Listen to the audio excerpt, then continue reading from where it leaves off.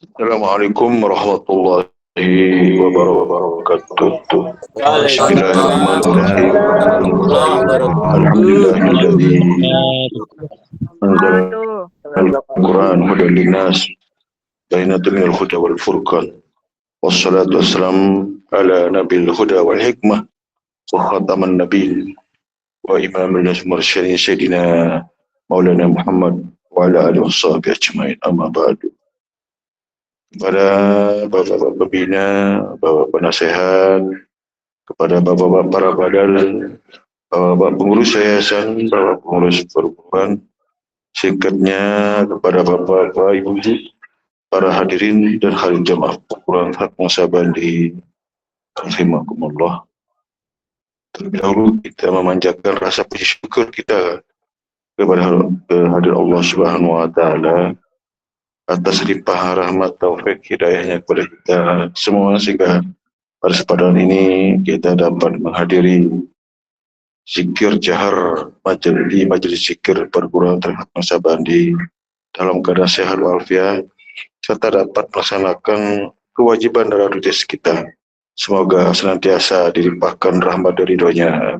Amin. Ya Rabbal Alamin. Salawat dan salam kepada junjungan alam, junjungan Nabi besar Muhammad sallallahu alaihi wasallam, salli ala sayyidina Muhammad wa ala ali Muhammad, atas bimbingan syafaatnya dan semoga kita juga dapat mengikuti dan mentaatinya zahir dan batin. Amin ya rabbal alamin. Alhamdulillah pada malam yang berbahagia ini kita berada di bulan Rajab ya, yang dimana bulan Rajab adalah suatu peristiwa yang sangat mulia yang agung, yaitu terjadinya Isra dan Mi'raj. Insyaallah Isra Mi'raj ini kita akan selenggarakan ya pada minggu depan ya, malam Jumat minggu depan. Sekaligus juga kita ada syukuran juga ya atas menikah Nanda Niswati ya. Nanti kita juga ada laksanakan pada malam Jumat. Dan termasuk juga ini ya Bani Tamin juga di situ ya. Dan ada ya namanya Wanda, dia juga insya Allah juga samaan itu nanti sama-sama kita berdoa semoga hajatnya, semoga apa yang menjadi keinginan cita-cita semoga dilancarkan, dimudahkan Allah Subhanahu wa taala. Dan juga sekaligus juga kita adalah yang kita acarakan mi'rajnya ya, supaya terselesaikan ya semuanya dalam secara saksama ya, secara lebih mudah, lebih mempersingkat dan lebih meringankan langkah-langkah kita lah, sehingga juga jemaah-jemaah kita juga tidak terlalu disibukkan atau direpotkan oleh hal-hal. Dan untuk resepsinya yang untuk akadnya insya Allah besok hari Sabtu juga ya, bagi jemaah juga yang punya waktu, punya kesempatan, yaitu mulai jam 9 sampai terakhir ya, sampai akhir ya, karena akan berlangsung secara bersamaan akadnya dengan kemudian resepsinya ya. Tapi bagi jemaah yang punya kesempatan juga silahkan ya, bersilaturahim ya. Ini sebagai salah satu syiar juga ya sebenarnya kita. Jadi kita di perguruan ini tidak ada hal-hal yang ekstrim ya, tidak ada yang akan mempersulit, tidak ada hal-hal yang keluar dari tatanan syariahnya. Kita ikuti semuanya, termasuklah kearifan lokal gitu ya. Jadi kita ikuti ya, ini juga tidak harus terpaku dengan apa yang ada pada kearifan lokal masing-masing ya. Kita mengikuti sesuai dengan apa yang menjadi kebiasaan-kebiasaan di wilayah setempat. Jadi nyaman aman ya. Jadi tapi kita juga larang hal-hal yang terlalu jauh atau ada hal yang terlalu tidak bagus di situ. Walaupun itu tradisi atau sebuah kearifan, tetapi ada hal-hal yang kita jaga juga ya. Nah, kita juga mengimbangi juga itu ya, supaya bagaimana dari sisi fikih syariatnya juga bisa diterima dan dari sisi hakikatnya juga ada kan gitu ya. Nah, dua-duanya tetap jalan dalam proses siapa saja sebenarnya, dan juga itu merupakan adalah ibadah ya, sunatullah ya, sebuah ketentuan ketetapan yang Allah sudah yang sudah Allah tetapkan, yang memang semua harus kita jalankan ya, ikuti aturannya ya. Jadi supaya kita memperoleh satu rahmat ridho itu kan dari situ, ketika kita mentaati apa yang Allah perintahkan dari sisi perintahnya dan meninggalkan larangannya. Itulah bentuk keimanan dan ketakwaan kita kepada Allah ya, melaksanakan perintah dan meninggalkan larangannya. Dan orang-orang yang dapat melakukannya dengan baik dan benar, itulah yang dikatakan orang yang dimuliakan Allah. Ya, orang koromah asli ya, koromah itu orang-orang yang dimuliakan ya oleh Allah. Inna akramakum indallaha atqakum. Yang paling Allah muliakan ya, terhadap hambanya adalah hamba-hamba yang selalu bertakwa. Ketakwaan ini bentuknya adalah aplikasi ya, hal yang real, yang nyata. Tapi aplikasi itu harus dilandasi dengan iman ya. Tidak boleh kita hanya amal-amal tanpa ada iman. Tapi kalau imannya sadar, amalnya nggak ada ya, sama aja. Begitulah juga di dalam ilmu kita ini. Ada petunjuknya ya, ada bimbingan, ada ilmunya yang kita sudah terima. Kemudian kita aplikasikan, jangan kita mengada-ada, ini boleh, ini boleh. Kita memberi satu kewajiban kepada jamaah. Ingat itu, kewajiban kita mengikuti apa yang sudah dibimbing, ya, baik terhadap ilmunya maupun amaliyahnya. Ilmu kita sudah terima tapi tidak diamalkan ya menjadi sia-sia. Amal tanpa juga ilmu juga sia-sia. Tapi di dalam wadah perguruan ini, amaliyah yang kita tekankan di situ adalah sholat dan jahar ya. Sholat dan jahar ini sebenarnya merupakan perkara yang memang fundamental, yang tidak boleh nego-nego di situ. Wah, ini boleh, ini tidak bisa. Dan itu wajib dijahirkan, dinyatakan. Ini sanu menoheto jahir. Nah, itu yang kita tidak kita bolehkan ya. Memang iya juga, tapi kan tetap dijahirkan. Justru yang jahir ini wajib diketahui orang banyak. Itu sebabnya kenapa kita diminta sholat berjamaah di masjid bersama-sama, supaya tidak jadi fitnah. Jangan tinggal, kalau ada kita momen-momen itu lakukan, yang itu luar biasa. Itulah sebabnya dakwahnya bisa diterima, mudah untuk mereka menerimanya. Ya, nanti pembahasannya ya tinggi-tinggi, ujung-ujungnya rukunnya lepas, rukunnya ditinggalkan. Gimana orang dia percaya? Orang dia tahunya di situ kan begitu. Jadi hati-hati juga ya. Nah, itulah sebabnya kita ini merubah ya kondisi dalam jahar kita ini, kita awali di situ ya, supaya jamaah juga yang punya kesibukan bisa mengikutinya ya. Nah, itu sebenarnya banyak hal kemanfaatan ya, karena memang fikihnya, syariatnya itu memang harus dijahirkan, harus ditampakkan ya. Ya, jangan kita menghindar di situ.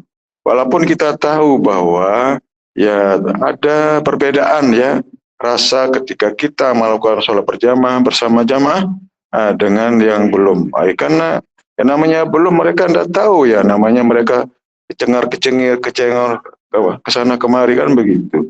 Justru kalau kita mau fanatik, kita yang fanatik ya, tidak mau beriman kepada yang. Tapi kan kita bukan, kita lihat dari sisi dari sisi luarnya ya, kita ikuti ada sebagai komando yang mengikuti. Ada iman yang sejati kita ya. Nah, itu yang jadi panutan kita, menjadi ikutan kita gitu ya. Nah, juga jamaah-jamaah kita ya lebih proteksi, dia lebih dinyatakan di situ terhadap perkara-perkara zahir, supaya kita tidak dianggap sama dengan yang lain. Karena ada saudara-saudara kita di wadah toreko itu seperti itu. Jadi dianggap di toreko kita juga seperti itu. Bayangkan enggak? Masih ada juga. Tetapi kalau memang lebih jelas, lebih nyata, kalau ada seperti itu, undang mereka, suruh datang ya ke wadah perguruan kita. Ini kita ajak bagaimana tata cara kita sholat, zikir itu sebenarnya cantik gitu. Supaya dapat praktiknya, walaupun tidak ikut kok, yang penting ikut mengikuti halkah itu sudah luar biasa. Kita tidak berharap mereka harus masuk, enggak juga.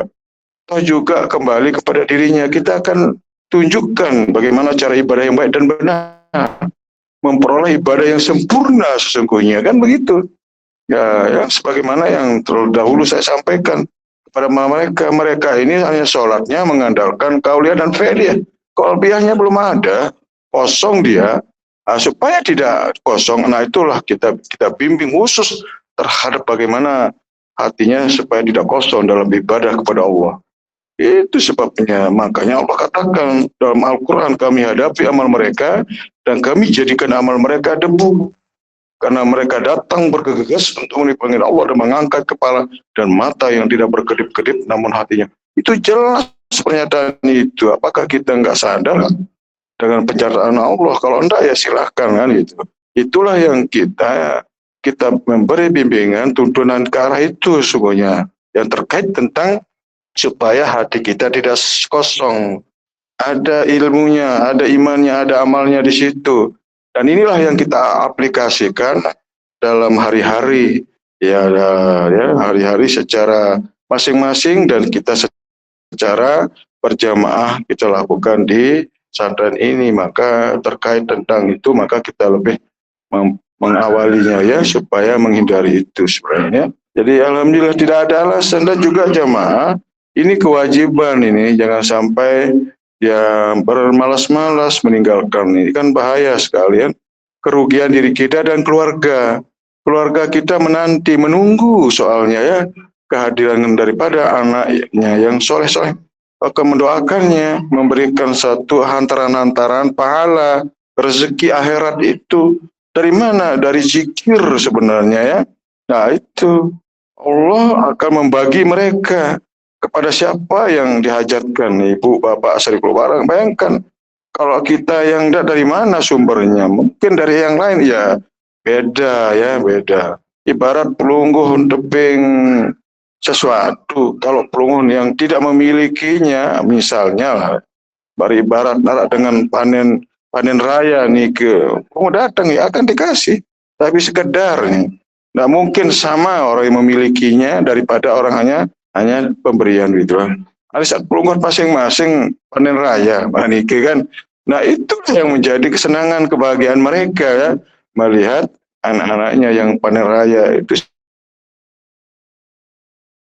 efeknya ke dia yang selalu menunggu dan menunggu. Itu luar biasa. Sekiranya pelungguh diperlihatkan, dia mengalami mungkin ya kita akan meninggalkan hal akan wajib kita akan lebih ya memprioritaskan, karena kita tahu ya, kita alami kan seperti itu sebenarnya. Maka dari jamaah-jamaah kita yang melalaikan jahat, begitu menemui kehidupan di alam barzah di situ, apa yang terjadi, apa yang dia sesali lah, kenyasalkan dia aktif lah, zikir lah, aktif dia luar biasa, dipenuhi dia ya, sebuah kesenangan di situ sesuai dengan apa yang mereka perbuat sebenarnya. Yang itu maka kecil lah yang kita lakukan, kecil yang kita peroleh.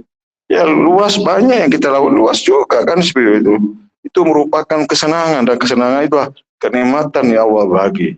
Itu yang dirasakan ya, menjadi kebahagiaan mereka. Itu yang selalu mereka banggakan, yang mereka harapkan ya.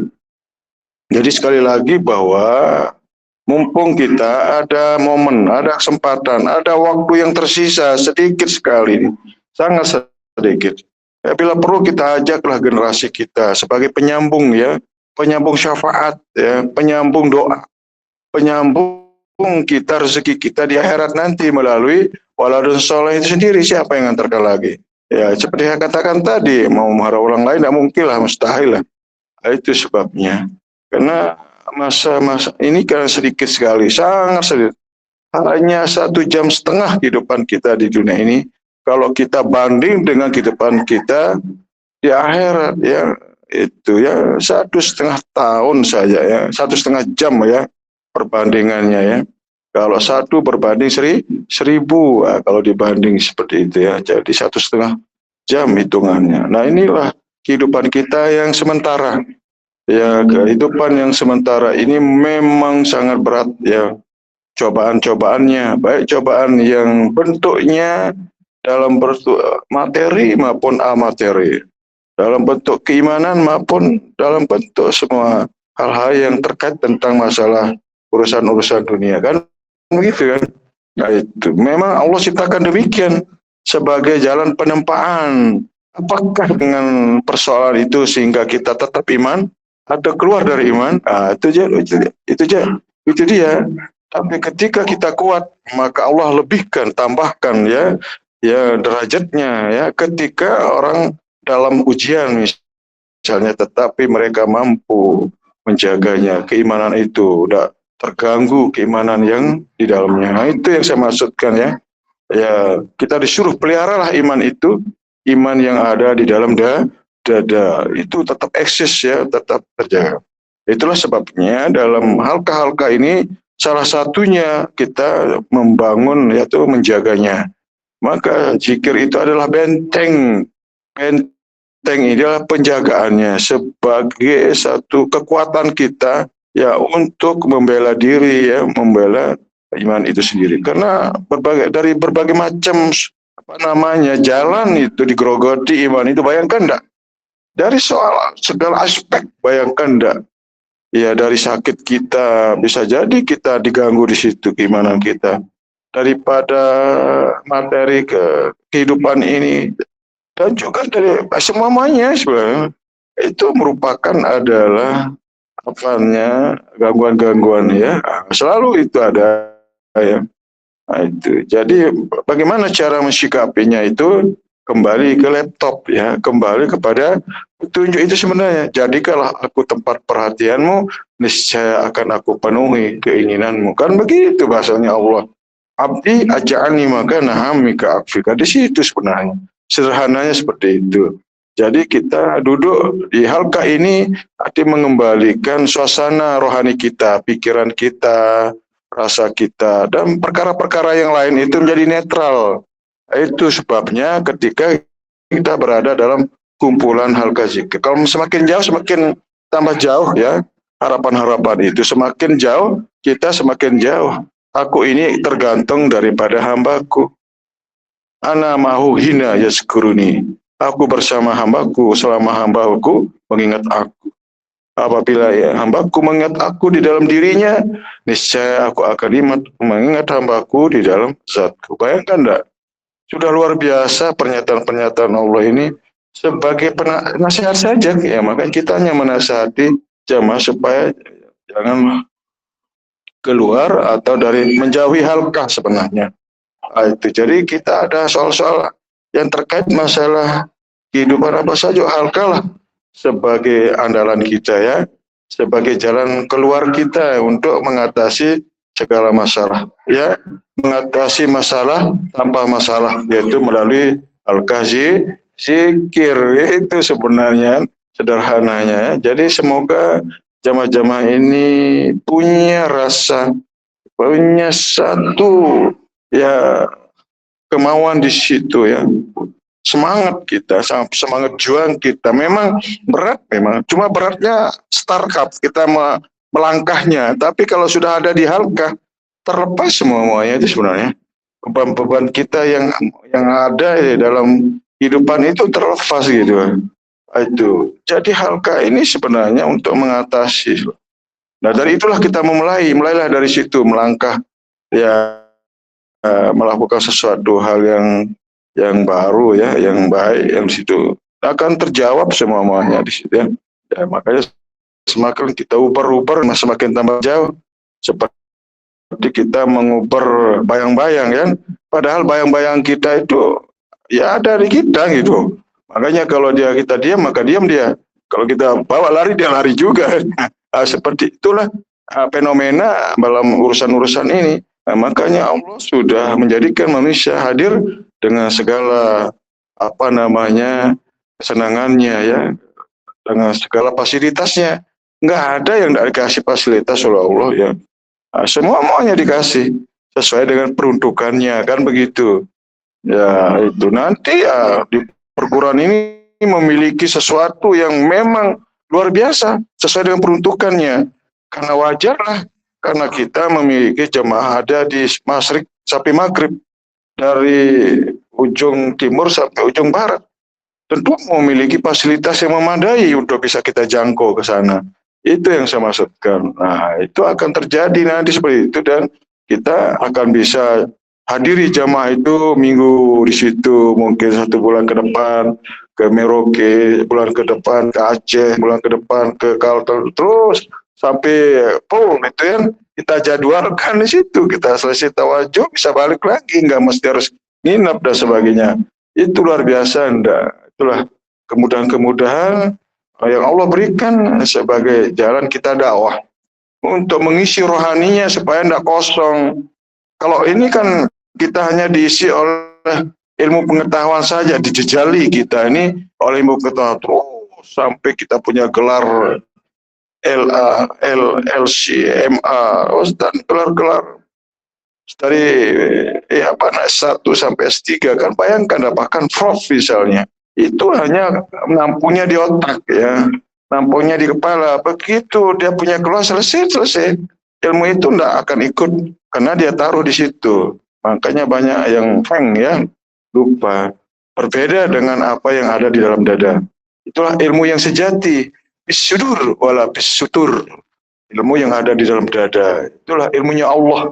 Yang Allah jadikan kalbu ini sebagai tempat mendudukkan rahasia Allah itu di situ.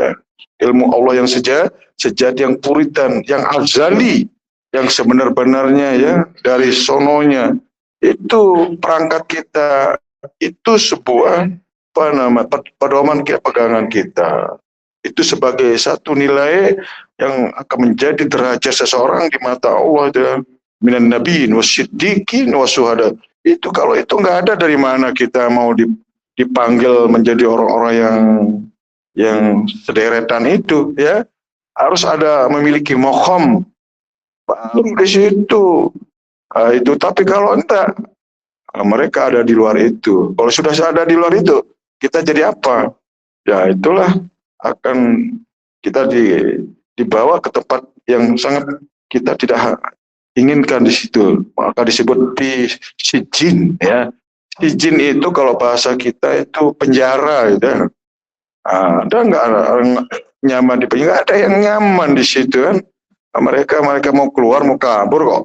Nah itu walaupun dikasih makan, dikasih apa, tapi kan anda bebas. Seperti itulah roh-roh orang yang tidak ada iman, dia tidak ada keimanan dan ketakwaan, tidak ada pedoman, tidak ada legalitas sebagai hamba Allah, sebagai orang yang dipanggil, yang diundang oleh Allah untuk datang di sisinya. Jangan kau mengira orang yang mati itu mati, mereka hidup di sisi Allah dengan mendapatkan rezekinya. Itu dari apa? Dari ada zikir ya, zikir itu ada ilmu zikirnya, ada bimbingan, ada tuntunan. Itu seperti itulah yang wajib kita tingkatkan. Jangan diam, jangan bangga-bangga begitu tawajuh satu sudah selesai. Selesai dari mana? Itulah yang kita mengikat, membatasi diri kita. Padahal Allah diperintahkan untuk tingkatkan iman dan takwa itu ya. Itu jangan sok-sok kita paham, mengerti tentang ilmu hakikat, tapi hanya memahami segitu-gitu aja kan begitu. Terlalu jauh sekali ya. Itu tingkatan kerohanian kita masih jauh levelnya. Ada tobi'i, ada hidofi, ada rohani ya. Itu hanya bahasa aja belum tentu nyampe ilmunya kan begitu. Itu ini hanya pembahasan namanya. Jangan merasa sudah paham, sudah tahu ilmunya, baru sudah dapat di situ. Itu pun udah kalau Allah redha, Allah izinkan. Ya itu makanya jangan kita juga merasa bangga-bangga amat di situ ya. Masih jauh sekali ya. Keredoan itu sangat puncak. menentukan bahwa kita boleh dan tidak ada di situ. Itu sebabnya orang bukan jangan banyaknya amal, banyak ibadah, semua itu dia diraih berdasarkan keredoan. Bayangkan enggak izinnya di situ ya. Kalau kita pakai sandal orang aja ndak izin, marah-marah, ndak nyaman itu sandal. Belum yang lain gitu. Ndak aman kita pakai kalau ndak ada izin. Bayangkan ndak itu kalau orang yang ngerti, orang yang paham ilmu.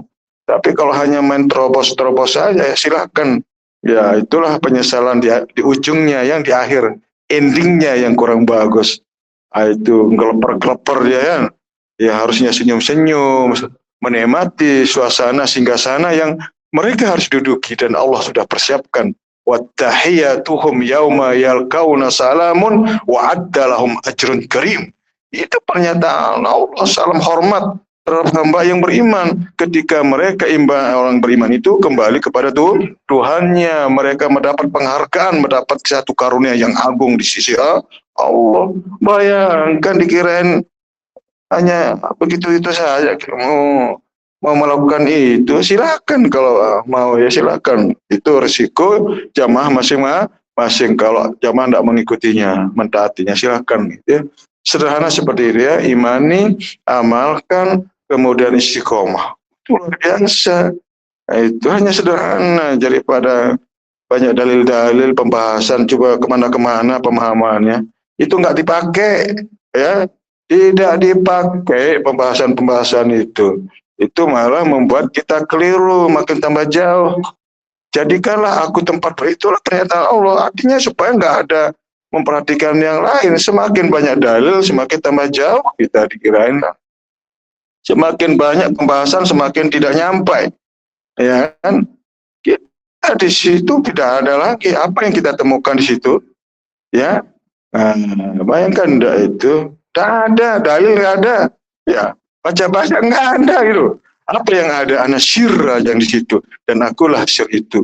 Itu makanya ikuti bagaimana cara syir yang baik dan benar. Itu sebenarnya ya. Jangan kita belok-belokkan jamaah. Jangan belokkan pemahaman dan sebagainya. Itu nanti kalau terjadi apa-apa, perguruan lagi yang dipersoalkan. Perguruan lagi yang menjadi menjadi omongan-omongan begitu kan.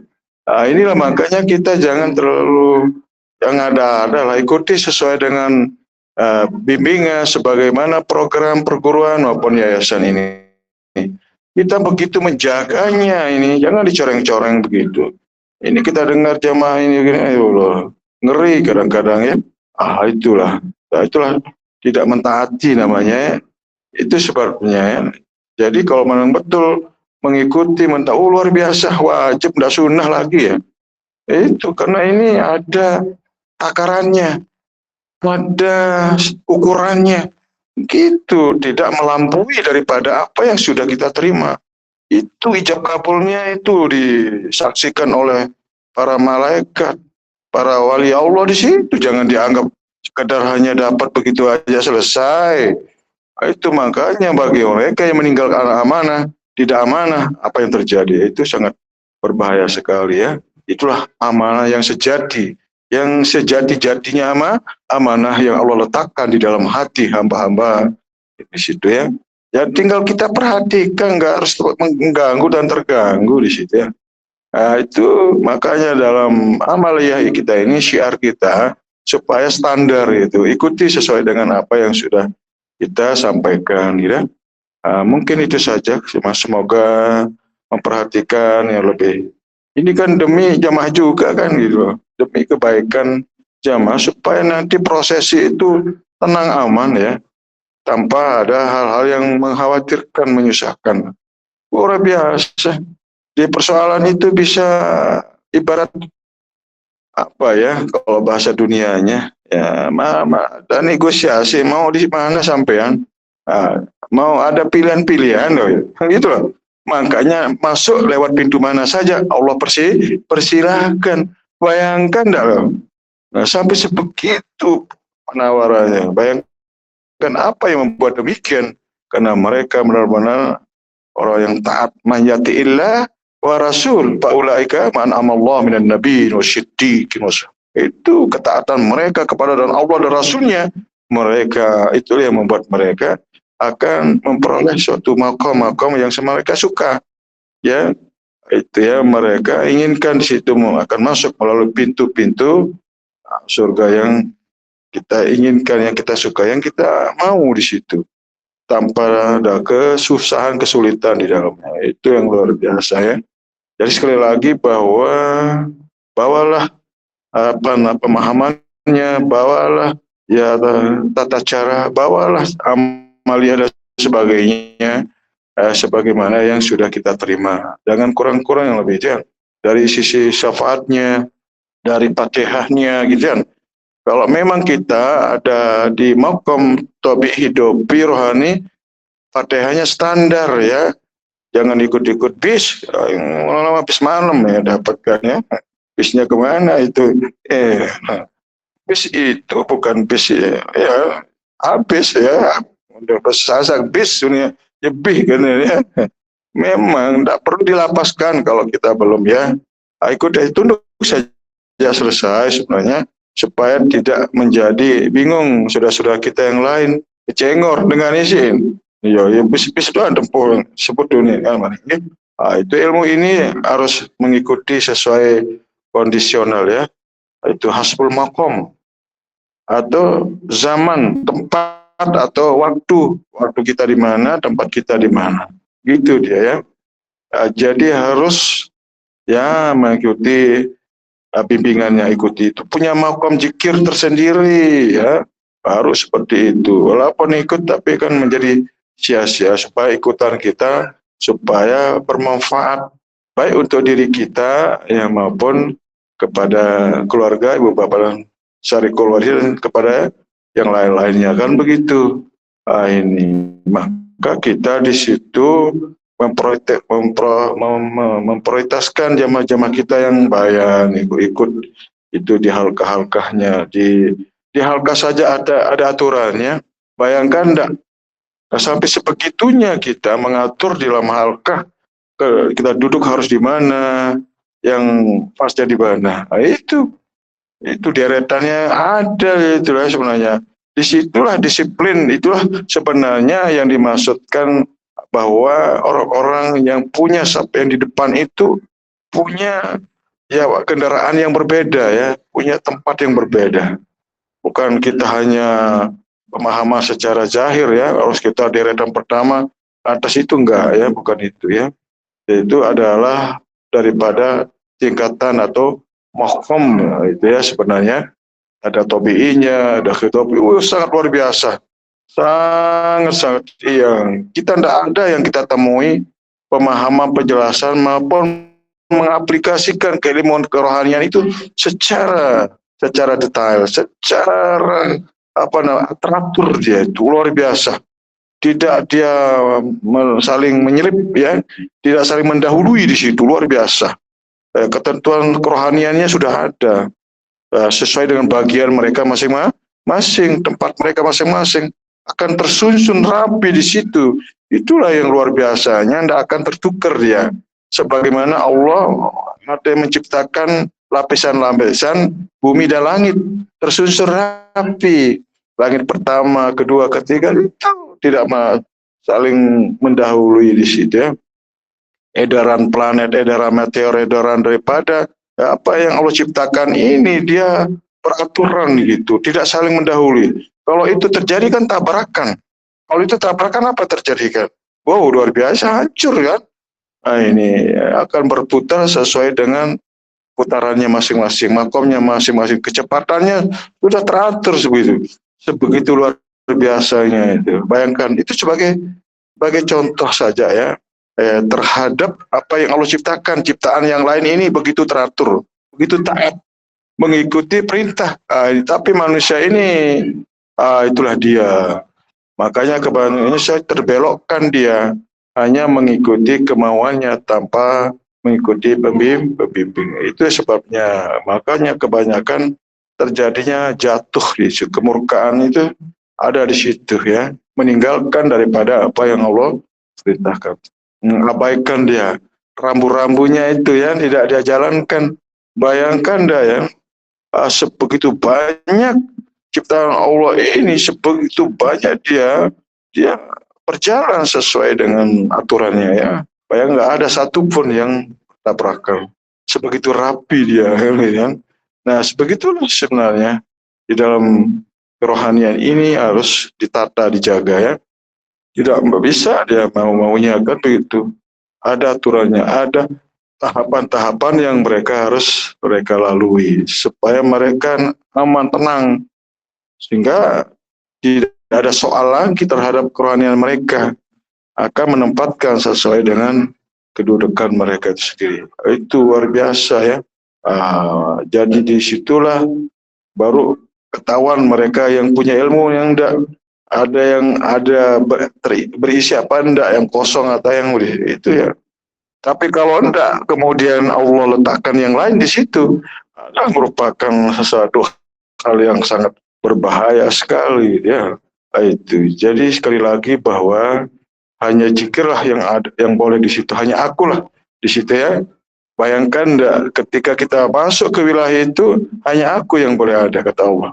Tidak boleh yang lain. Akulah rahasia dan akulah yang segala-galanya, yang ya, makanya dalam bahasa ingat dengan mengingat itu satu kesatuan yang tidak terpisahkan ya.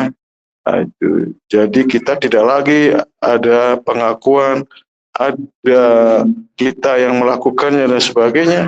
Ya benar-benar la hawla wala kembali kepada yang sudah Allah tetapkan, karena kita berlakunya adalah tidak memiliki, tidak punya dan tidak ada kekuatan, hanya semata-mata Allah. Tapi tahu bagaimana menyandarkan pernyataan la hawla wala, tahu menyandarkan bahwa kita di situ tidak ada kecuali hanya Dia semata. Tahu kemana dan di mana harus melakukannya. Bukan sekadar hanya dalil-dalilnya aja la hawla wala, kan begitu. Banyak sih orang bilang la hawla wala, tapi begitu dalam aplikasinya masih ada pengakuan, bayang nggak? Ada pernyataan-pernyataan di situ ya. Ya tidak sebagaimana yang mereka nyatakan la hawla wala itu ya. Itu sebenarnya. Sekali lagi bahwa kita mengikuti sesuai dengan petunjuk yang kita bimbing, sangat luar biasa.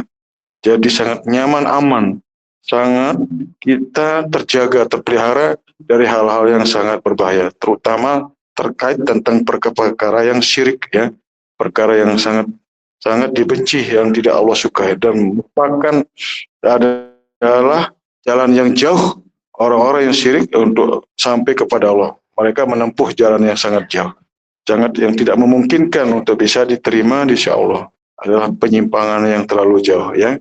Maka ikutilah jalan yang lurus, jalan yang mustaqim, dan yang sudah kita ditunjukkan, dan dari situlah karunia Allah membagi kenikmatan itu melalui jalan yang lurus. Semakin kita berada di jalan lurus, kenikmatan itu semakin melimpah. Rahmat dari ridho Allah itu semakin nyata yang kita rasakan. Demikian penjelasan, semoga bermanfaat. Wabillahi taufiq. Assalamualaikum warahmatullahi wabarakatuh.